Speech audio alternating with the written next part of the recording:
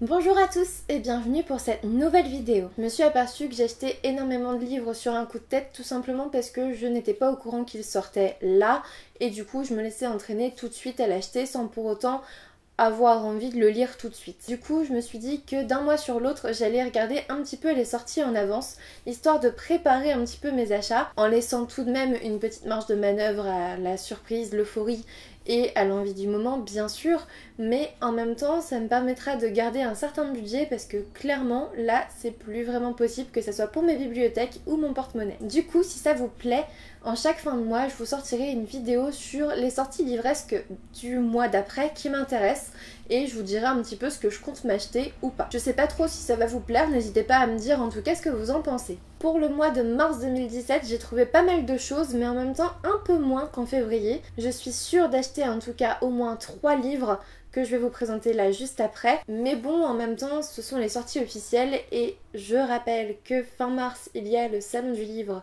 à Paris et donc je pense que j'achèterai pas que 3 livres. Clairement, je pense que ça va être compliqué avec le Salon du Livre. Je vais vous présenter les livres qui sortent par ordre chronologique. Donc le premier livre que j'ai trouvé qui pouvait être intéressant, c'est le prochain Stephen King qui s'appelle Fin de ronde, donc aux éditions Albin Michel comme d'habitude. Apparemment l'histoire se déroule 7 ans après Mr. Mercedes et du coup on va retrouver un peu les mêmes personnages. Personnellement j'ai Mr. Mercedes dans ma pile à lire donc dans tous les cas je me l'achèterai pas ce mois-ci, ça c'est certain. Le second livre qui sort le 1er mars et qui attire un petit peu mon attention c'est Private Lesson de Samantha Beck, donc dans la collection Et moi. Évidemment ça a l'air d'être une histoire d'amour, un petit peu érotique, tout ça. Apparemment l'héroïne va demander à prendre des cours. Vous voyez un petit peu ce que je veux dire. Personnellement ça m'intrigue un petit peu.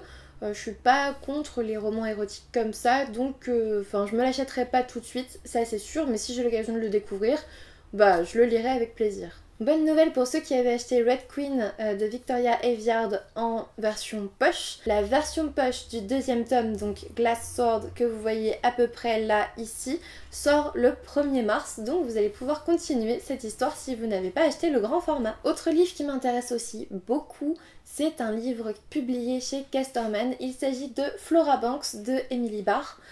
Donc oui, je l'ai déjà reçu parce que je suis en partenariat avec les éditions Casterman, que je remercie d'ailleurs.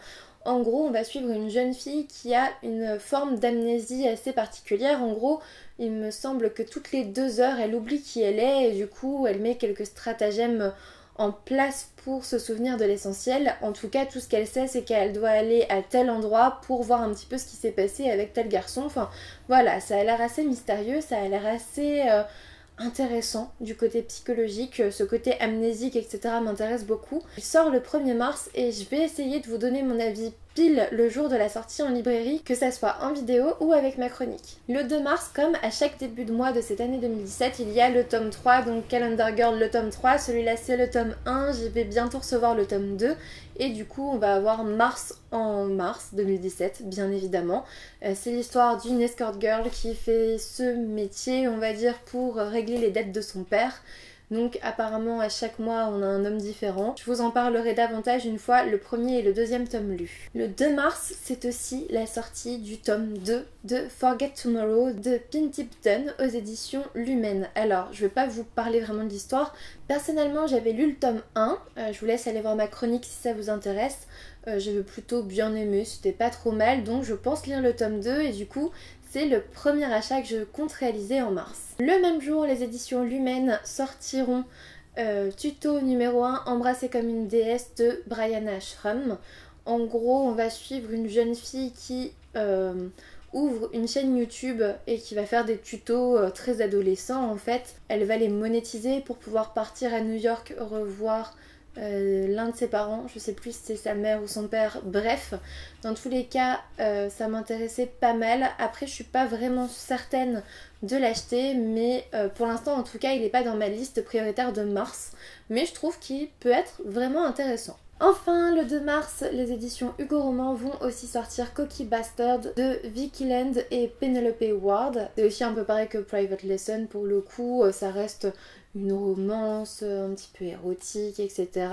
Je trouvais que ça avait l'air plutôt sympa. Il me semble qu'en gros c'est sur sur la route. Il y a deux personnages qui vont se retrouver, il y en a une qui est très sérieuse, qui sort d'une rupture amoureuse, l'autre qui est un petit bad boy.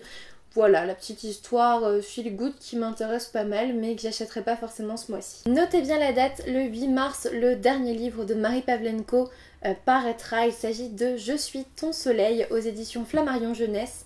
Pour ma part, ça sera normalement un service presse que j'ai vraiment hâte de recevoir. Je vous en dirai plus dans les prochaines vidéos. Enfin, le même jour, il y a le tome 3 de Métamorphose, donc Sombre présage d'Erika Duflo aux éditions Kenes qui sort.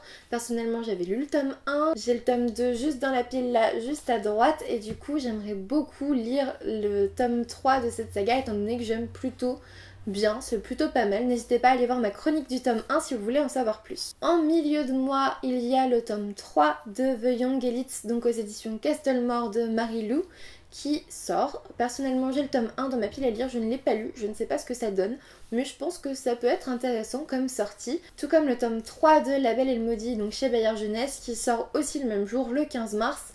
Alors j'ai pas non plus lu le tome 1, je l'ai pas dans ma pile à lire, mais je sais que beaucoup d'entre vous l'aimaient, donc je préférais vous le préciser ici et vous apprendre peut-être sa sortie. Le lendemain, il y a un livre donc des éditions Label Colère qui sont très psychologiques, etc. qui sort. C'est Ma mémoire est un couteau de Laurie Health Anderson, je sais pas trop comment ça se dit. Ça reste encore quelque chose de très psychologique. Apparemment c'est un homme qui revient de la guerre de je sais plus trop où, peut-être en Irak, avec un syndrome de stress post-traumatique et qui réapprend à vivre, etc. Donc ça promet d'être touchant, d'être poignant. J'ai pas forcément dans l'idée de l'acheter le mois prochain, mais clairement je pense qu'il faudra que je le lise à un moment donné. Le même jour, il y a le tome 3 de la saga Le jeu du maître de James Dashner chez Pocket Jeunesse qui sortira.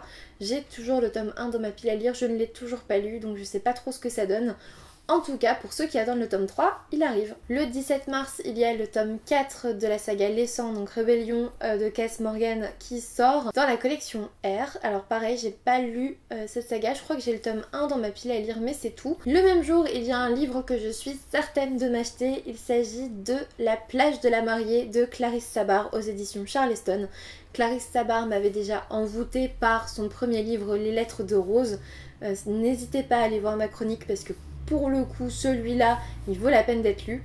J'adore toujours autant les romans Charleston, donc forcément j'allais être attirée par celui-ci, mais là rien qu'avec cet auteur, j'ai prévu bien évidemment de l'acheter quasiment le jour de sa sortie ou presque. Et enfin, le 24 mars, il y a le tome 2 de la saga One, donc Te respirer de Jacinthe Nitouche, publié par BMR je crois. En fait c'est un livre qui ne sort que sous la version numérique, sous la forme d'un e-book. J'avais eu la chance de découvrir One, le tome 1, le mois dernier, et du coup j'attends cette sortie avec impatience parce que j'avais beaucoup aimé le tome 1. Je vous laisse aller voir ma chronique pour en savoir plus. En tout cas moi je pense que je m'achèterai sans problème cet e-book. Et du coup on arrive à la fin de cette vidéo. Comme vous le voyez, j'ai prévu d'acheter 3 de ces livres. Donc évidemment La plage de la mariée de Clarisse Sabar aux éditions Charleston, ça c'était sûr et certain. En e-book, il me faudrait du coup One, le tome 2, Te respirer de Jacinthe Nitouche. Et j'ai prévu aussi de m'acheter le tome 2 de Forget Tomorrow qui est Remember Yesterday de Pintip Dunn aux éditions Lumen. On arrive à un budget franchement raisonnable et du coup je pourrais me racheter encore quelques livres au salon du livre de Paris fin mars. J'espère ne pas trop en acheter d'ailleurs. J'espère en tout cas que vous aurez apprécié cette vidéo. N'hésitez pas à me dire si vous, il y a d'autres sorties livresques en mars qui vous intéressent, parce que peut-être que j'en ai loupé. Peut-être que je suis passée à côté de certaines sorties qui pourraient aussi m'intéresser. Donc n'hésitez pas à me dire ce qui vous intéresse vous. Et en tout cas, je n'ai plus qu'à vous dire à bientôt pour une nouvelle vidéo.